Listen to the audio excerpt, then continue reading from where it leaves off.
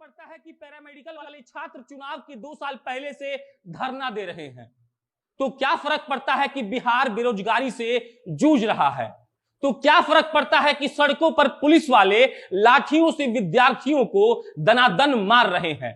पार्टियों के मैनिफेस्टो में तो नौकरी, स्वास्थ्य और शिक्षा की बात का बखान तो हो ही रहा है।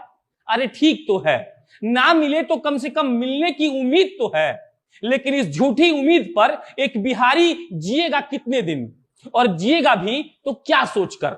ये कि जब तेजस्वी यादव ने कहा कि हम आपको 10 लाख नौकरी देंगे, तो इसी भाजपा और जदयू ने अटखेलिया उड़ाते हुए कहा कि 10 लाख नौकरी तो है ही नहीं। और फिर जब भाजपा से यह बर्दाश्त नहीं हुआ, क्योंकि नौकरियों के ऐलान के बाद तेजस्वी का क्रेज बिहार में बढ़ने लगा, तब भाजपा ने खुद कहा कि हम 19 लाख नौकरी देंगे।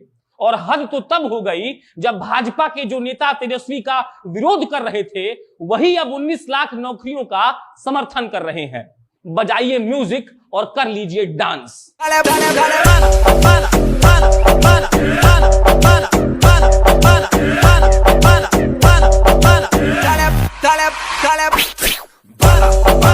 नमस्कार, मेरा नाम प्रशांत राय है और आप जनता जंक्शन का स्पेशल सेगमेंट कटाक्ष देख रहे हैं। गम तो बिल्कुल इस बात का नहीं है कि कोरोना है, गम तो इस बात का है कि जिस राष्ट्रवाद और राम के नाम पर भाजपा जैसी पार्टी राजनीति करती आ रही है, उसके लिए दुर्गा पूजा के लिए कोरोना है, लेकिन रैली में आ रहे लाखों लोगों के लिए बिल्कुल नहीं है। और यह बात तेजस्वी यादव, नीतीश कुमार और चिराग पासवान पर भी उतनी ही लागू होती है जितनी कि भाजपा पर। सुनिए हुजूर, मिला जुला के हम आपको यह कहना चाहते हैं कि जब अमित शाह ने यह बयान दिया कि चुनाव के बाद देखेंगे कि चिराग पासवान के साथ क्या करना है, जबकि चिराग पासवान एनडीए के खिलाफ लड़ रहे हैं, तो फिर बिहारियों को यह समझने में कतई गुरेज नहीं करना चाहिए कि आपके साथ खेल हो रहा है।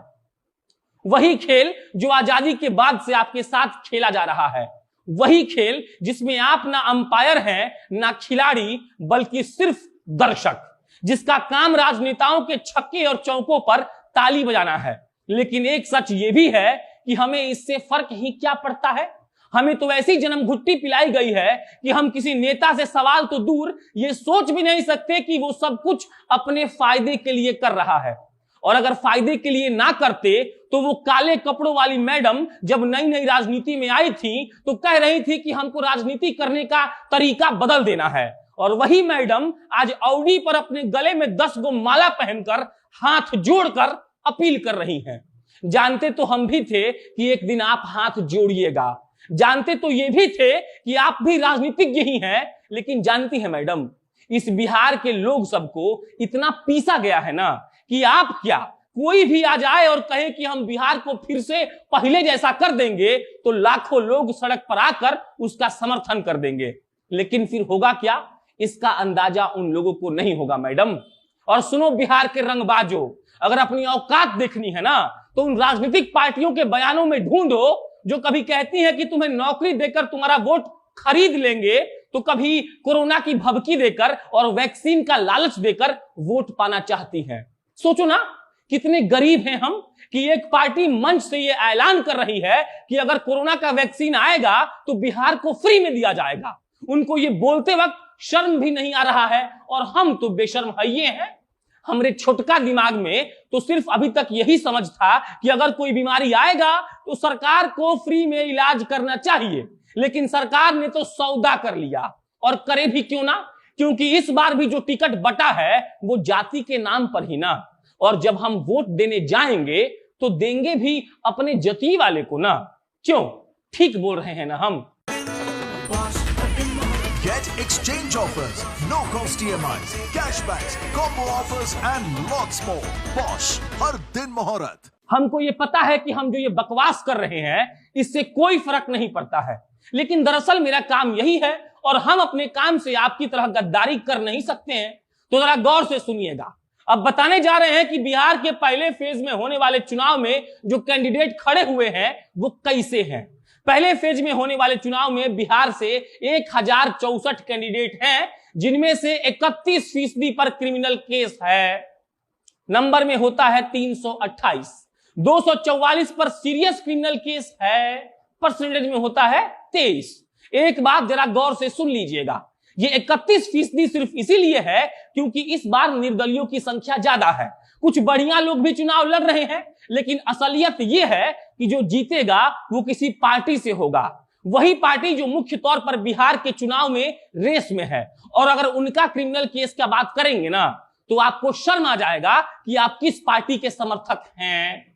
इसीलिए पार्टी वाइज बता देते हैं। राजद के 41 कैंडिडेट जो इस बार खड़े हो रहे हैं पहले फेज में चुनाव में, उसमें से 30 कैंडिडेट पर क्रिमिनल केस है जानते हैं कहीं चुनाव की बोल रहे हैं ताकि आपको हंसी के माध्यम से भी इसके सेंसिटिवनेस यानी कि संवेदनशीलता का अंदाजा लग सके। प्रतिशत होता है राजद के चुनाव के कैंडिडेटों का 73, भाजपा के 29 में से 21 पर क्रिमिनल केस है, प्रतिशत में होता है 72। लोजपा के 41 कैंडिडेट में से 24 पर क्रिमिनल केस है, कांग्रेस के 21 कैंडिडेट में से 12 पर क्रिमिनल केस है, जदयू के 35 कैंडिडेट में से 15 पर क्रिमिनल केस है। ये वो मुख्य पार्टियां हैं जो बिहार में चुनाव लड़ रही हैं।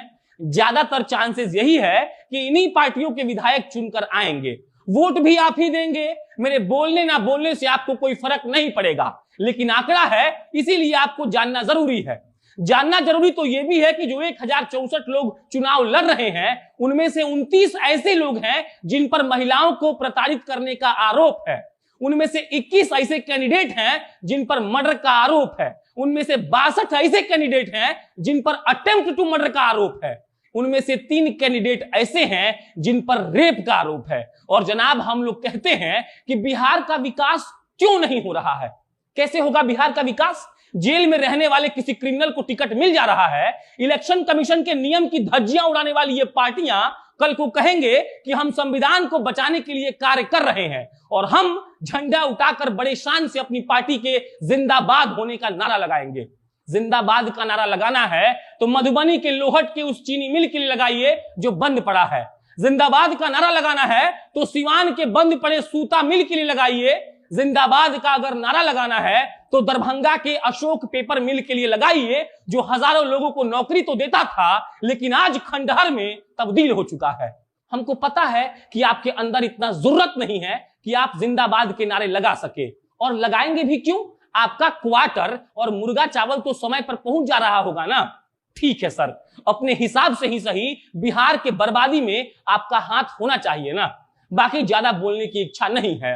अंत में ये जरूर कहेंगे कि हमको तमीज, तहजीब और धैर्य सिखाने वाले लोग अपने गिरेबान में झांक ले, और हम इसीलिए चिल्लाकर बोलते हैं क्योंकि इन बहरे हो चुके नेताओं को कुछ तो असर पड़ेगा, और आपको इससे भी दिक्कत है।